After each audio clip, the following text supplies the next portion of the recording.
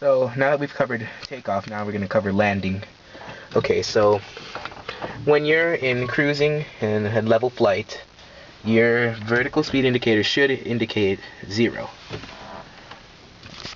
Then what we do is we look at the numbers when we're parallel to the runway on the displaced threshold, and as soon as we see the numbers past our strut right here, then what we do is we immediately we pull carb heat, and at level altitude your RPM should be around 1700. So what we'll do is then we'll drop it down to at least 1200, and then what we'll do is we'll gently pull back on the stick, and what we will do is we want to make sure that our airspeed is within this white arc right here. Once it's in the white arc, then what we will do is we will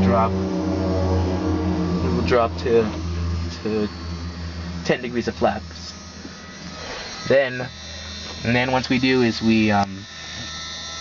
then what happens after that is then we do a steep turn, and we'll call our base turn, and we radio in calling Andrews traffic, Cessna 261 is turning base, which means that you are now perpendicular to the runway. Imagine the runway's right there.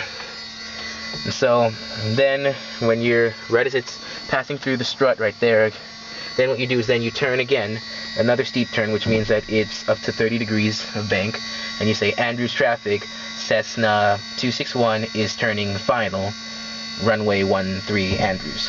So before you turn final, though, you have to put down 20 degrees of flaps. Then when you actually start the turn, then once you're lined up with the runway, you put the final notch of flaps down. Once we're over the highway, then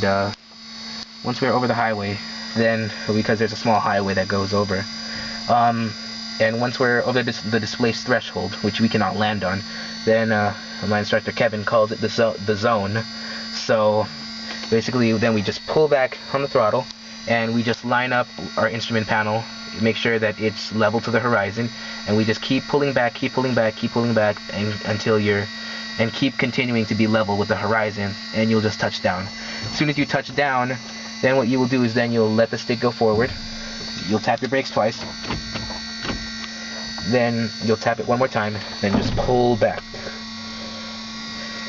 Then once you're clear of the active runway, what you do is you push in the carb heat, then you push in pull up the flaps, and be clear of the active runway. So that is how you land, and that is how you take off.